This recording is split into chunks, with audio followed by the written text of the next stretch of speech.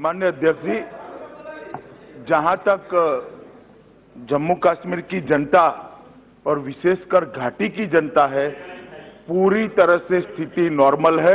कांग्रेस की स्थिति में नॉर्मल नहीं कर सकती, क्योंकि उन्होंने यहां भाषण किए थे कि 370 हटने के बाद रक्तपात हो जाएगा, खून की नदियां बह जाएगी, सालों सालों तक कर्फ्यू नहीं उठा पाएंगे। कुछ नहीं हुआ मान्यवर, एक भी गोली नहीं चली, एक भी जगह पे गोली से किसी भी व्यक्ति की मृत्यु नहीं हुई। मैं बताता हूं, किशन जी ने इतनी सारी चीजें बताई। परीक्षा के अंदर 99.5% उपस्थिति। अरे आप बैठिए, सुनिए, आप जवाब देने दीजिए। अध्यक्ष जी, ये ठीक नहीं है। माननीय सदस्य प्लीज, ये ठीक नहीं है अध्यक्ष जी। माननीय उन्होंने कहा, इन्होंने एक नॉर्मल स्थिति की बहुत अच्छी व्याख्या जो कांग्रेस पार्टी की ये बताई कि अधीर रंजन जी की बताई कि पॉलिटिकल एक्टिविटी ही नॉर्मल स्थिति मानी जाएगी। चलिए भैया, समाज में सारे लोगों की स्वास्थ्य की चिंता अच्छे से हो रही है, वो नॉर्मल परिस्थिति नहीं है। बच्चे एग्जाम दे रहे हैं, वो नॉर्मल परिस्थिति नहीं मानते हैं। आप कोर्ट के अंदर मान्यवर इनको बिठा दीजिए। अब ये पद्धति नहीं है सदन में बात करने की। माननीय सदस्य प्लीज। अगर आपको ही सवाल का जवाब देना है तो पूछते क्यों हो भाई? वो ही दे रहा हूं नॉर्मल स्थिति का भी। जरा धैर्य रखिए।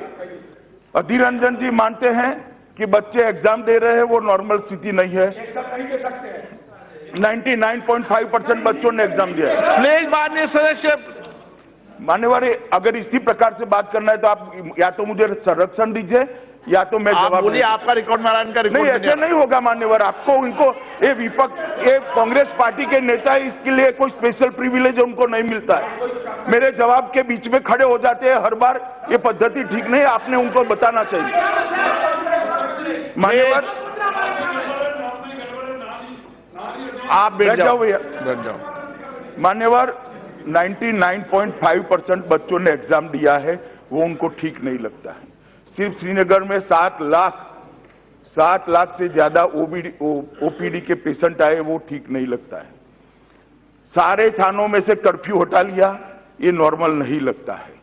सारे थानों में से 144 हटा ली गई, वो नॉर्मल नहीं लगता है।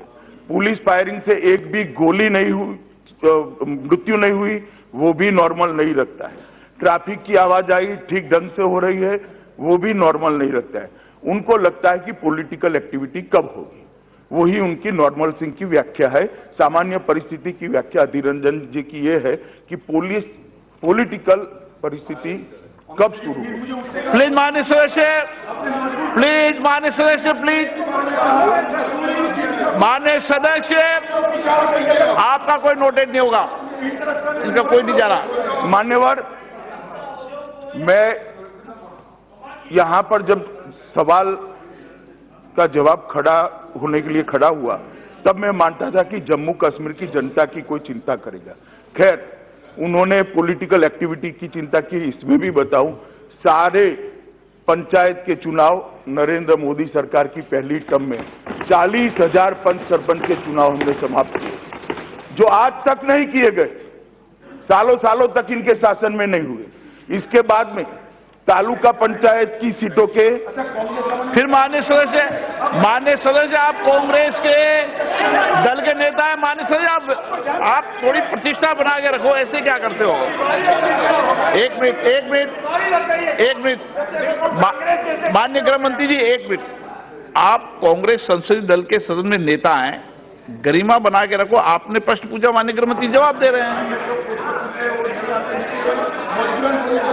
आप माननीय सदस्य। नहीं, मैं कभी नहीं होता भाई, कभी नहीं होता। अध्यक्ष जी की परमिशन। गृह मंत्री जी, आप मान्यवर, इसके बाद में ब्लॉक के चुनाव हुए। सारे के सारे तहसील पंचायत ब्लॉक के चुनाव शांति से हुए। लगभग 95% से ज्यादा वोटिंग हुई है, कहीं पर भी हिंसा नहीं। ये पॉलिटिकल नहीं है क्या?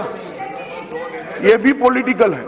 और जहां तक राजनीतिक नेताओं का जेल में रहने का सवाल है प्रतिबंधित आदेशों के तहत, मैं इतना ही कहना चाहता हूं कि हमें किसी को भी एक दिन ज्यादा जेल में रखने की जरूरत नहीं है, ना इच्छा भी है। जब वहां का प्रशासन निर्णय करेगा तब उनकी रिहाई हो जाएगी।